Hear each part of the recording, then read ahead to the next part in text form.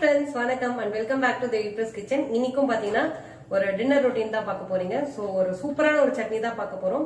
நம்ம சேனல்ல பாத்தீங்கன்னா 14 நாள் 14 வகையான சட்னி நான் போஸ்ட் பண்ணியிருக்கேன். நீங்க செக் பண்ணி பார்க்கலன்னா செக் பண்ணி பாருங்க.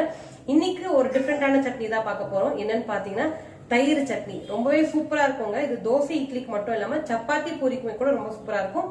சோ எப்படி பண்றதுன்னு பார்க்கலாம். அதுக்கு முன்னாடி நம்ம சேனலை நீங்க சப்ஸ்கிரைப் பண்ணலன்னா சப்ஸ்கிரைப் பண்ணிடுங்க. கூடவே பக்கத்துல இருக்க பெல் ஐகான் கிளிக் பண்ணிடுங்க. வாங்க வீடியோக்குள்ள போகலாம்.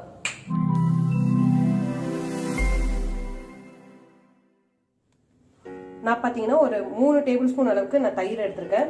ஸோ அதில் பார்த்தீங்கன்னா 1 டேபிள் ஸ்பூன் அளவுக்கு நம்ம தனியா பவுடர் சேர்த்துக்கலாம். 1 டேபிள் ஸ்பூன் அளவுக்கு காஷ்மீர் ரெட் சில்லி சேர்த்துக்கிறேன்.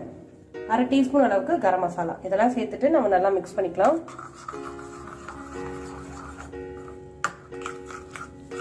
காஷ்மீர் ரெட் சில்லி சேர்த்துக்கோங்க. ஸோ கலர் கொஞ்சம் பார்க்க அப்டேசிங்காக இருக்கும், நல்லா இருக்கும் பார்க்க. அப்படி இல்லைனாலும் நம்ம நார்மல் ரெட் சில்லி கூட சேர்த்துக்கலாம். இங்க பாத்தீங்கன்னா சைட்ல வந்து கடாய் வச்சிருக்கேன். கடாய் வச்சுட்டு நல்லெண்ணெய் இல்லாட்டி கடலை எண்ணெய் சேர்த்துக்கோங்க. அதுதான் டேஸ்ட் சூப்பரா இருக்கும். ஸோ நான் கடலை எண்ணெய் சேர்த்திருக்கேன். இன்னைக்கு கடுகு சீரகம் சேர்த்துட்டு நல்லா பொரிக்க விட்டுடலாம். தட்டி வச்சிருக்க பூண்டு சேர்த்துக்கலாம். நீங்க பூண்டு வந்து குட்டி குட்டியாவும் கட் பண்ணியும் சேர்த்துக்கலாம், இல்லை இந்த மாதிரி தட்டியும் சேர்த்துக்கலாம். நான் இன்னைக்கு பாத்தீங்கன்னா தட்டி தான் சேர்த்திருக்கேன். பூண்டு பாத்தீங்கன்னா இந்த கடலையில கொஞ்சம் ரோஸ்ட் ஆகட்டும். பூண்டு பாத்தீங்கன்னா நல்லா எண்ணெயில ஃபிளேவர் இறங்கிடுச்சு. இப்போ நான் வந்து பாத்தீங்கன்னா ஒரு பெரிய வெங்காயம் கட் பண்ணியிருக்கேன். அதை நம்ம இப்போ சேர்த்துக்கலாம்.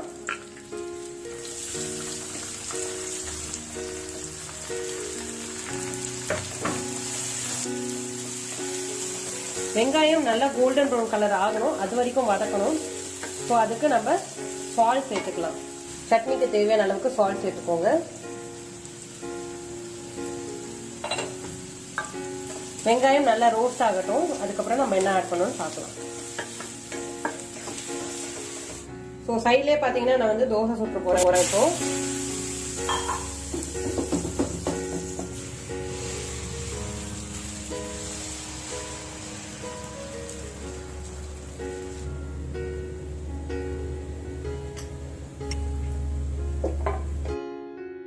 இங்க பாத்தீங்கன்னா வெங்காயம் நல்லா வதங்கிடுச்சு. இந்த அளவு நல்லா வதங்கின அப்புறமா நம்ம வந்து தயிர் சேர்த்துக்கலாம். இப்ப தயிர்ல பாத்தீங்கன்னா ரொம்ப கெட்டியா இருக்கு. ஸோ இதுல நான் கொஞ்சமா ஒரு 1/4 கிளாஸ் அளவுக்கு தண்ணி சேர்த்துக்கிறேன். தயிர் வந்து புளிப்பில்லாத தயிரா ஃப்ரெஷ்ஷான தயிரா சேர்த்துக்கோங்க, அதுதான் நல்லா இருக்கும். ஸோ இப்போ இந்த மிக்சரை நம்ம இதுல சேர்த்துடலாம்.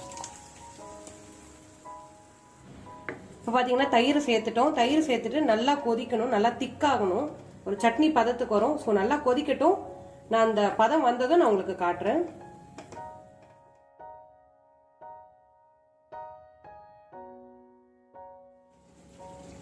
தயிர் சட்னி பாத்தீங்கன்னா சூப்பரா ரெடி ஆயிடுச்சு. போட்ட எண்ணெய் எல்லாமே சூப்பரா மிதந்து வந்துருச்சு. சூப்பரா குக் ஆயிருக்கு. டேஸ்ட்டுமே செம்மையா இருக்கு.